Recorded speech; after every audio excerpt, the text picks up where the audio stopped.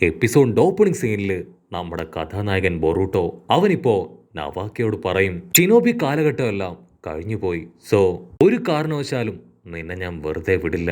അതിന് നവാക്കി പറയും, സെവൻത് ഹൊക്കാഗ അദ്ദേഹം നിന്നെ എവിടേക്ക് അയച്ചോ അവിടേക്ക് തന്നെ നിന്നെ ഞാനും അയക്കും.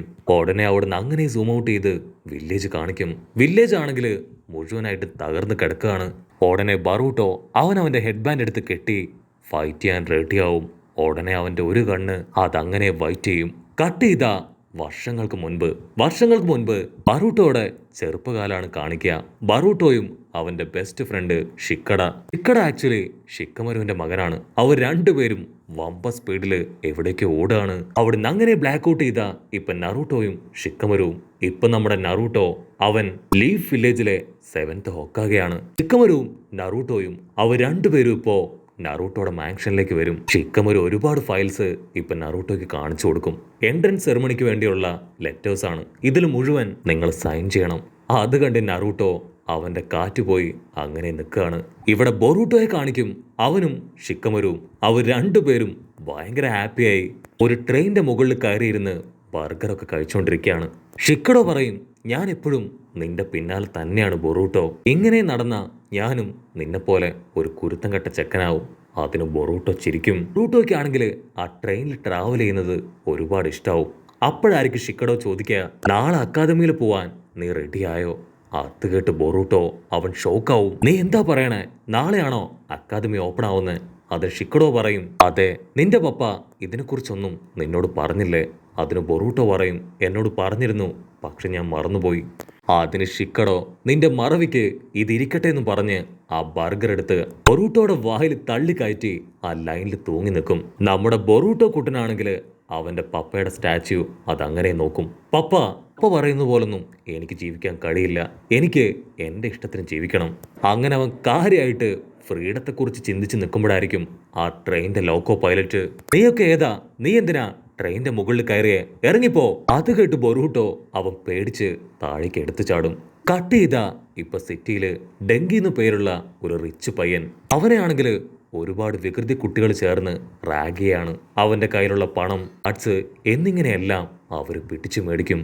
അപ്പൊ ലോങ് ഷോട്ടിലായിട്ട് നമ്മുടെ ബൊറൂട്ടോ അവൻ അവിടേക്ക് ചാടി വീണ് ആ വില്ലന്മാര് പിള്ളേരെ അവരെ 3 പേരെയും തല്ലി ഓടിക്കും. രക്ഷപ്പെട്ടു എന്ന് ആശ്വസിച്ച് നിൽക്കുമ്പോഴായിരിക്കും ആ 3 പേര് അവരുടെ 3 ഫ്രണ്ട്സിനെ കൂട്ടി അവിടേക്ക് വരിക. എട്ടിന്റെ പണി കിട്ടിയെന്ന് മനസ്സിലാക്കിയ നമ്മുടെ ബൊറൂട്ടോ കുട്ടൻ അവനാണെങ്കിൽ ഡെങ്കിയുടെ കൈ പിടിച്ച് വലിച്ച് അവിടുന്ന് ഓടി രക്ഷപ്പെട്ട് ഇപ്പൊ സേഫായ ഒരു സ്ഥലത്തേക്ക് വരും. ബറൂട്ടോ ചോദിക്കും, നീ ഓക്കെ അല്ലേ? അതിനവൻ പറയും, ഇന്ന് ഞാൻ ഓക്കെയാണ്, പക്ഷെ നാളെ ഉറപ്പായിട്ടും അവര് വീണ്ടും എന്നെ ഇതുപോലെ തന്നെ ചെയ്യും. ഉടനെ ബറൂട്ടോ അവനിപ്പോ അവനെ കൂട്ടി മുൻപോട്ട് നടക്കും. നീ ആക്ച്വലി ഒരു സ്ട്രോങ് ആയിട്ടുള്ള ആളല്ലേ? നിനക്ക് അവരുമായിട്ട് ഫൈറ്റ് ചെയ്ത് അവരെ തോൽപ്പിച്ചാൽ എന്താ? അയ്യോ ഇല്ല, എനിക്കത്രയും പവറൊന്നുമില്ല. എനിക്ക് നെഞ്ചിപ്സും കെഞ്ചിപ്സും ഒന്നും അറിയില്ല. അതുകൊണ്ട് തന്നെ ഞാൻ നാളെ നിഞ്ച അക്കാദമിയിൽ ചേരാണ്. ഉടനെ ബൊറൂട്ടോയും പറയും, ഞാനും നാളെ അക്കാദമിയിൽ ചേരുന്നുണ്ടെന്ന് പറഞ്ഞ് അവരിപ്പോ ഷെയ്ക്ക് ഹാൻഡ് ഒക്കെ കൊടുക്കും. അങ്ങനെ അവർ രണ്ടുപേരും ക്യാഷ്വലായി സംസാരിച്ച് മുൻപോട്ട് നടക്കും. ഉടനെ ഡെങ്കി അവൻ പറയും, എനിക്ക് ആക്ച്വലി അക്കാദമിയിലേക്ക് പോകാനൊന്നും തീരെ താല്പര്യമില്ലായിരുന്നു. പക്ഷേ ഞങ്ങളുടെ കമ്പനിയുടെ ഡെവലപ്മെന്റിന് വേണ്ടി എന്റെ പപ്പയാണ് നിർബന്ധിച്ച് എന്നെ ഇവിടേക്ക് അയക്കുന്നത്. ഒരുപക്ഷെ നീ കേട്ട് കാണും, കാമിനാരി എന്നാണ് എന്റെ കമ്പനിയുടെ പേര്. അത് കേട്ട് ബൊറൂട്ടോ അവൻ ഷോക്കാവും. വാവ്, കാമിനാരി കമ്പനി, അതാണ് ഈ വില്ലേജിൽ വെച്ച് ഏറ്റവും പ്രോഫിറ്റ് ആയിട്ടുള്ള അടിപൊളി കമ്പനി. അത്രയും വലിയ കമ്പനിയുടെ ഓണർ ആയിട്ടാണോ ഈ നിഞ്ച അക്കാദമിയിലേക്ക് പോകുന്നത്? അത് കേട്ട് അവൻ തല താഴ്ത്തി അങ്ങനെ നടക്കും. ബൊറൂട്ടോ ക്യാഷ്വലായിട്ട് പറയും, എനിക്ക് എന്റെ പപ്പയെ ഒട്ടും പേടിയില്ല. പപ്പ പറയുന്നത് ഞാൻ കേൾക്കാറ് പോലുമില്ല. ഉടനെ ബൊറൂട്ടോ അവൻ ഡെങ്കിയുടെ വാച്ചിലെ സമയം കണ്ട് ഞെട്ടും. ഓ മൈ ഗോഡ്, ഞാൻ ഒരുപാട് ലേറ്റ് ആയി പോയി. വീട്ടിലെത്തിയ ഉറപ്പായിട്ടും അമ്മ എന്നെ വഴക്കു പറയുന്നു പറഞ്ഞ് ഡെങ്കിയോട് ടാറ്റ ബൈബൈ ഒക്കെ പറഞ്ഞ് തിരികെ വീട്ടിലേക്ക് വരും.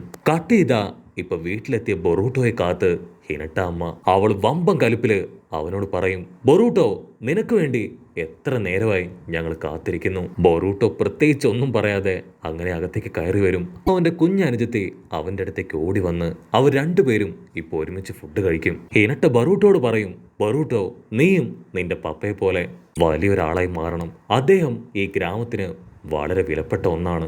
അതിന് ബൊറൂട്ടോ ടെൻഷനായിട്ട്, എനിക്ക് കേൾക്കണ്ട, ഹൊക്കാഗെ ആയതിനു ശേഷം പപ്പ ഒരിക്കൽ പോലും വീട്ടിലേക്ക് വന്നിട്ടില്ല. അതിന് ഹിനുട്ട പറയും, നിന്റെ പപ്പ ഈ ഗ്രാമത്തിന്റെ ഹൊക്കാഗെയാണ്, അദ്ദേഹത്തിന് ഒരുപാട് റെസ്പോൺസിബിലിറ്റി ഉണ്ട്. ഉടനെ ബൊറൂട്ടോ അവൻ ദേഷ്യപ്പെട്ട് അമ്മയെ നോക്കും. ഇപ്പോഴാണെങ്കിൽ ഇവിടെ യുദ്ധമില്ല, പ്രശ്നങ്ങളില്ല, ഒന്നുമില്ല. പക്ഷെ പപ്പയ്ക്ക് മാത്രം ഫുൾ ടൈം തിരക്കാണ്. വീട്ടിൽ പോലും വരാൻ സമയം കണ്ടെത്തുന്നില്ല. ബൊറൂട്ടോ ദേഷ്യപ്പെട്ട് റൂമിലേക്ക് പോയി വാതിൽ വലിച്ചടച്ച് കിടന്നുറങ്ങും.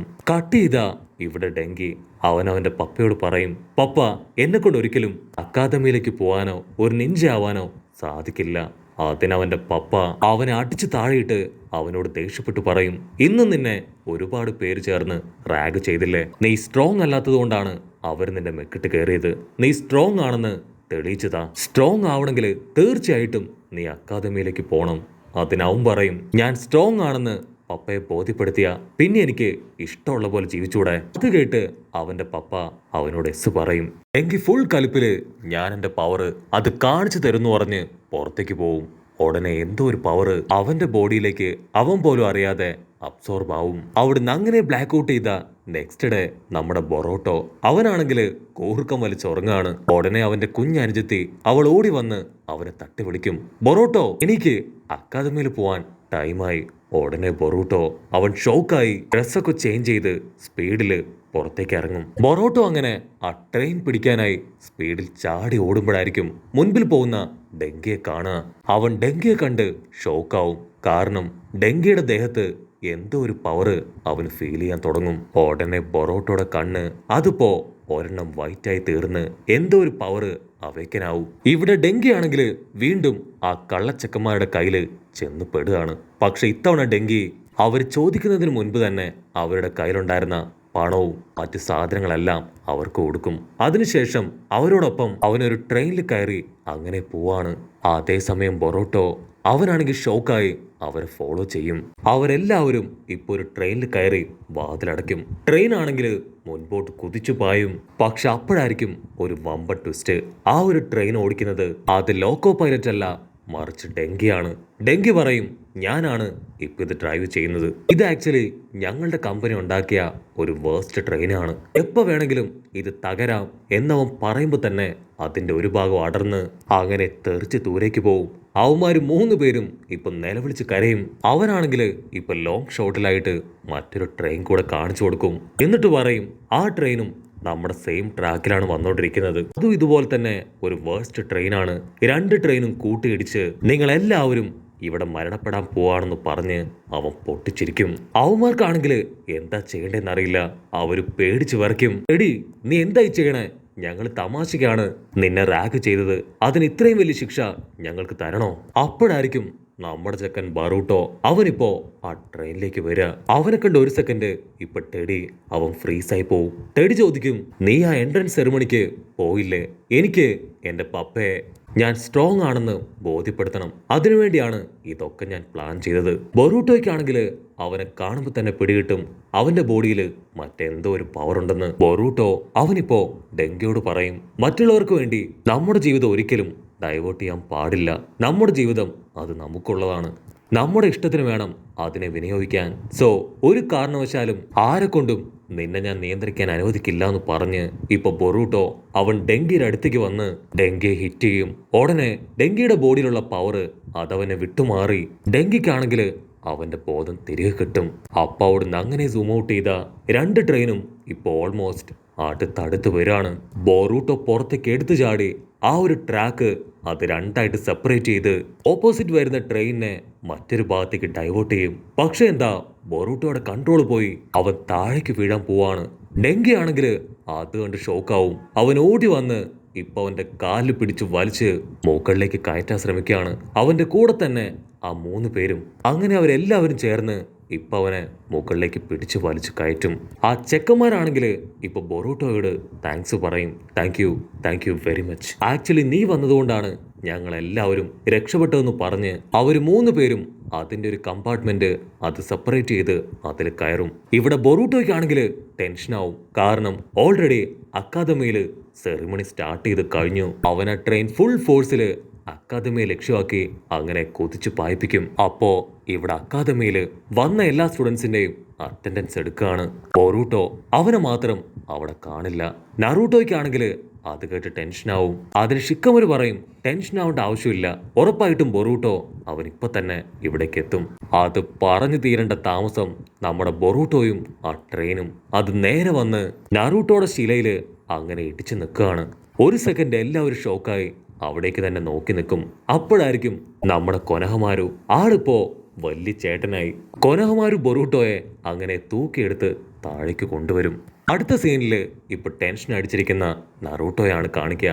അവിടേക്ക് ഷിക്കമരു വന്ന് ഒരു ലെറ്റർ ഇപ്പൊ നറൂട്ടോയുടെ കയ്യിൽ കൊടുക്കും. അത് ആക്ച്വലി ടെഡിയുടെ പപ്പ എഴുതിയ ഒരു ലെറ്ററാണ്. ലെറ്ററിൽ ടെഡിയുടെ പപ്പ നറൂട്ടോയെ കുറിച്ച് വളരെ നല്ല കാര്യങ്ങളായിരിക്കും എഴുതിയിട്ടുണ്ടാവുക.